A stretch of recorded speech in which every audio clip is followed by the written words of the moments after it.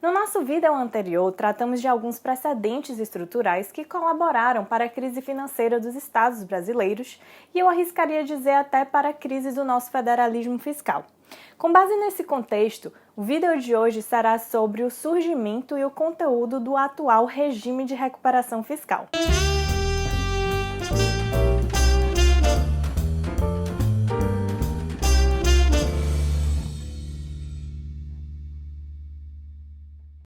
O surgimento do atual regime de recuperação fiscal está bastante relacionado à crise específica do estado do Rio de Janeiro.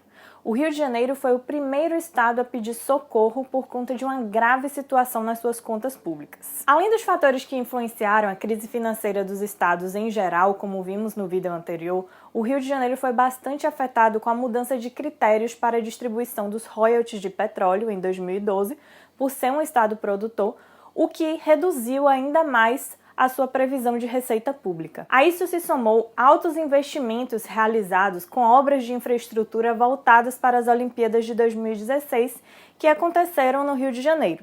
O comprometimento dessas receitas para esses investimentos contavam com os royalties de petróleo que anteriormente compunham o orçamento do Estado. Mas teremos um vídeo específico sobre a questão dos royalties de petróleo e a sua distribuição entre os entes. No contexto da sua crise específica e sem conseguir aprovar um plano de ajuste no âmbito da Assembleia Legislativa, o então governador do Rio de Janeiro, Luiz Fernando Pezão, que tinha uma boa relação com o então presidente da República, Michel Temer, passou a renegociar as dívidas do Estado diretamente com o governo federal. Foi uma espécie de pedido de socorro ao governo federal.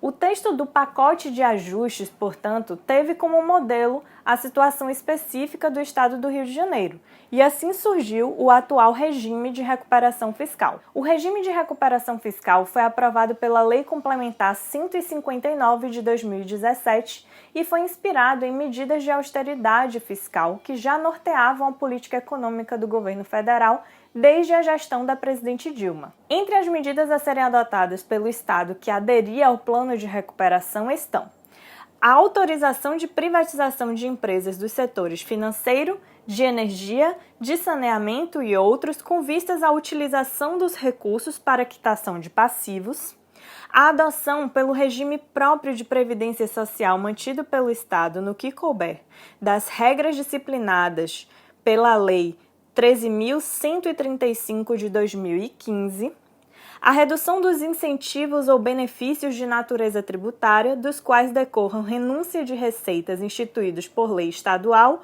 ou distrital de no mínimo 10% ao ano, ressalvados aqueles concedidos por prazo certo e em função de determinadas condições, e aqueles instituídos na forma estabelecida pela linha G do inciso 12 do parágrafo 2º do artigo 155 da Constituição Federal. A revisão do regime jurídico único de servidores estaduais, da administração pública direta, autárquica e fundacional, para suprimir benefícios ou vantagens não previstos no regime único de servidores da União.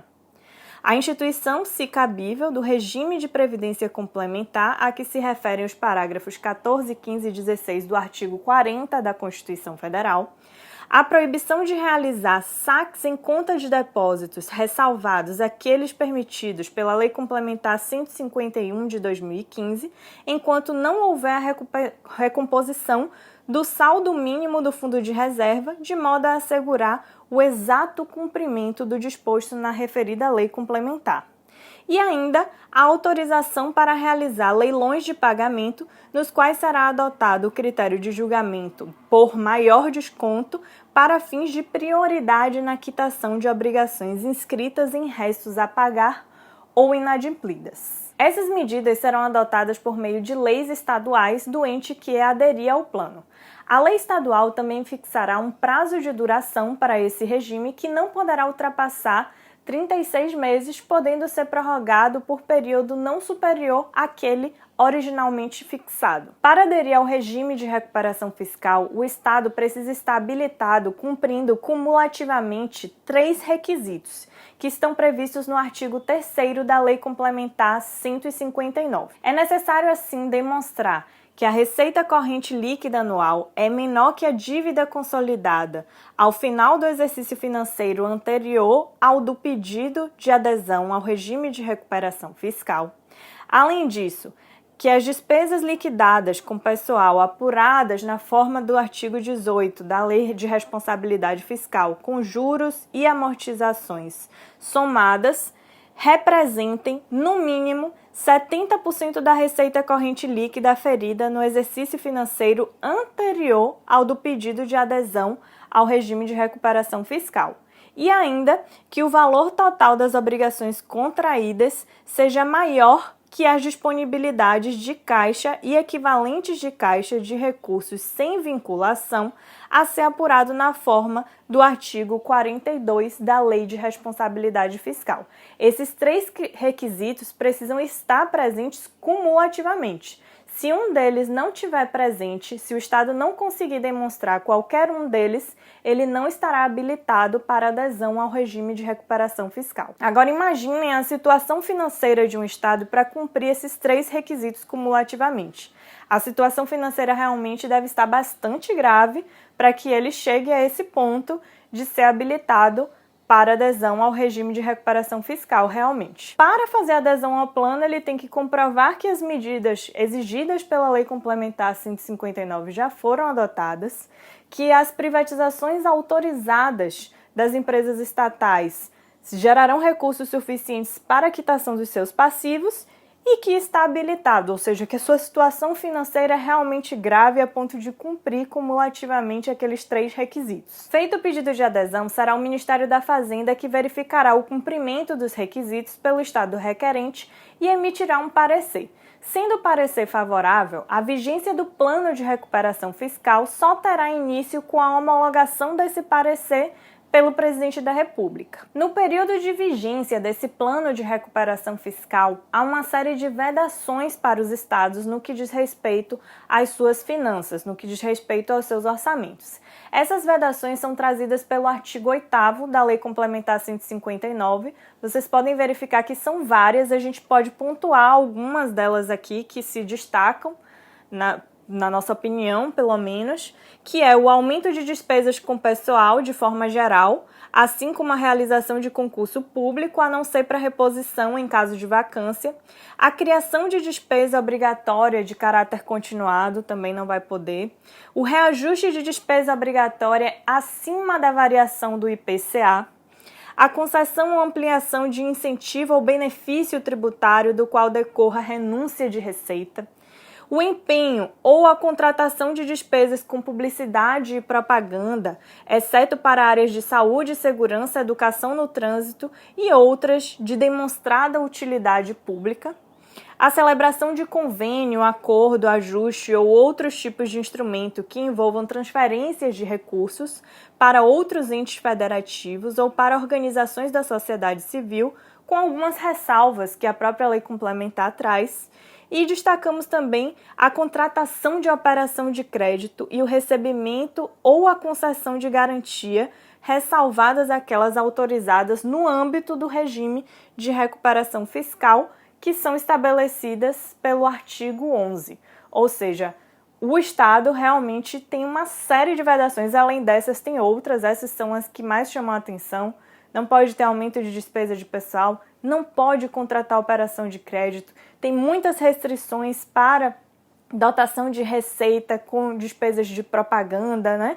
Enfim, são uma série de restrições que o Estado vai ter a partir do momento em que o plano de recuperação entra em vigor. Mas quais são as vantagens? Há tantos estados interessados em aderir ao plano de recuperação fiscal que a gente tem que entender qual é a contrapartida que o Estado vai ter com base nesse plano todo, porque até agora a gente só falou das exigências relativas ao ajuste fiscal do próprio Estado. O que a União dará em troca dessas medidas todas adotadas pelo Estado?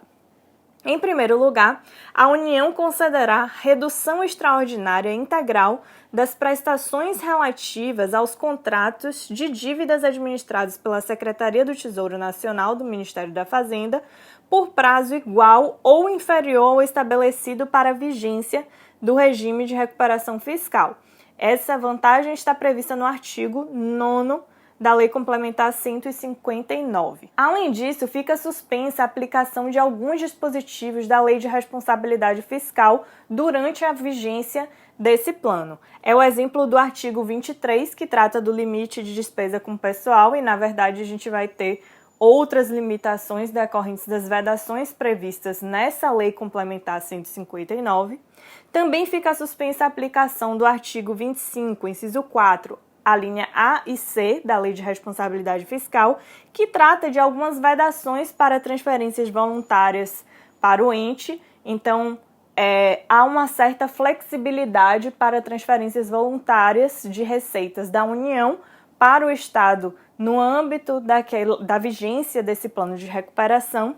E também fica suspensa a aplicação do artigo 31, que trata da recondução de dívidas. As contratações de crédito, como eu disse, ficam restritas às possibilidades previstas no artigo 11 da Lei Complementar 159, mas, por outro lado, o artigo 17 da Lei Complementar 159 dispõe que, durante a vigência do regime de recuperação fiscal, na hipótese de inadimplência em operações de crédito com o sistema financeiro e instituições multilaterais garantidas pela União e contratadas em data anterior à homologação do pedido de adesão ao regime de recuperação fiscal, fica a União impedida de executar as contragarantias ofertadas. Eu acredito que essa seja uma das principais vantagens da adesão ao regime de recuperação fiscal pelo Estado, assim como a redução das prestações devidas à União. Se vocês verificarem as notícias compartilhadas nas nossas redes sociais, vocês vão ver que há várias liminares do STF determinando a suspensão de bloqueios de valores pela União de alguns estados. Esse bloqueio de valores são exatamente execuções de contragarantias decorrentes de acordos anteriores, até de planos de recuperação anteriormente vigentes. A situação financeira dos estados está alarmante, ele não está conseguindo cumprir as suas dívidas com a União e a União está executando as contragarantias daqueles empréstimos em que ela deu aval, em que ela deu a garantia para esses estados em uma outra situação de recuperação fiscal dos estados. O STF vem suspendendo a execução dessas contragarantias, primeiro por entender que o bloqueio desses valores realmente gera um prejuízo muito grande na continuidade dos serviços públicos de responsabilidade dos estados. Esses bloqueios são muito vultuosos e realmente gerariam um imediato colapso nas contas estaduais. E, além disso, muitos estados têm demonstrado que já estão em negociação para a adesão ao plano de recuperação fiscal, ou seja, em vias de adesão ao plano de recuperação fiscal, o que geraria um impedimento da execução dessas contragarantias. Então, eu recomendo que vocês deem uma lida nessas últimas decisões do Supremo, que suspendem esses bloqueios de valores da União, porque ele tem muito a ver com essa previsão do regime de recuperação fiscal de impedimento de execução pela União das contragarantias ofertadas antes da adesão ao plano de recuperação. Podemos pontuar aqui alguns problemas desse regime de recuperação fiscal. Em primeiro lugar, o período de vigência é um período muito curto se a gente for considerar todo o período de construção, digamos assim, dessa crise financeira dos estados. No vídeo anterior, a gente viu que desde os anos 90, uma série de acontecimentos que levaram os estados a essa situação de crise financeira atual. Então, o prazo limite de 36 meses para essa recuperação é até, digamos que, utópico, né? Então, há um prazo de vigência muito pequeno para que a gente diga que há uma real recuperação das finanças estaduais. Em segundo lugar, a gente verifica um engessamento e quase que total controle do orçamento do estado que aderia ao plano pela União, o que faz com que durante esse período o Estado fique praticamente impossibilitado de realizar seus programas, de implementar novos programas e compromete muito a sua autonomia financeira. O terceiro problema que podemos pontuar aqui e o que eu considero mais importante é que o regime de recuperação fiscal representa apenas um alívio imediato para a situação emergencial das contas públicas do Estado aderente, mas ele não enfrenta os problemas estruturais federativos que levaram a essa situação de crise financeira dos estados. Não há qualquer medida efetiva de recuperação da economia e o regime, na verdade, conduz o estado a uma situação de baixo crescimento e contidas possibilidades de desenvolvimento. A gente verifica que não há qualquer medida de recuperação em relação às receitas públicas do estado, por exemplo, que é um fator decisivo para essa situação em que eles se encontram. Pelo que se tem notícia, apenas o estado do Rio de Janeiro fez efetiva adesão ao regime de recuperação fiscal. Há notícias de que o estado de Goiás já cumpre todos os requisitos para adesão do regime, conforme declarações do próprio governador. O estado do Rio Grande do Sul fez um primeiro pedido de adesão que foi negado, mas ele está em vias de negociação para uma nova tentativa de adesão. Além disso, há notícias de que Minas Gerais, Rio Grande do Norte, Roraima e Mato Grosso também estão em tratativas para adesão ao plano. Sobre esse assunto, eu vou indicar para vocês um texto do professor Bruno Sobral com o título Austeridade, Segurança Pública e Federalismo, o caso do Rio de Janeiro. Ele fala especificamente do caso do Rio de Janeiro, mas ele se debruça sobre críticas ao regime de recuperação fiscal que teve como modelo realmente a situação do Rio de Janeiro. Esse texto ele foi publicado no livro Economia para Poucos, Impactos Sociais da Austeridade e Alternativas para o Brasil, no qual ele faz uma análise mais completa e mais crítica sobre esse regime de recuperação fiscal. Espero que a abordagem tenha sido útil e proveitosa, principalmente diante de tantas notícias que estamos compartilhando que têm conexão com esse regime de recuperação fiscal, diante da iminência de muitos estados em fazerem essa adesão. Nós vamos continuar acompanhando o desenrolar dessa situação. Não deixem de se inscrever aqui no nosso canal para acompanhar nossas próximas discussões sobre esse e tantos outros temas. Um abraço a todos e até a próxima!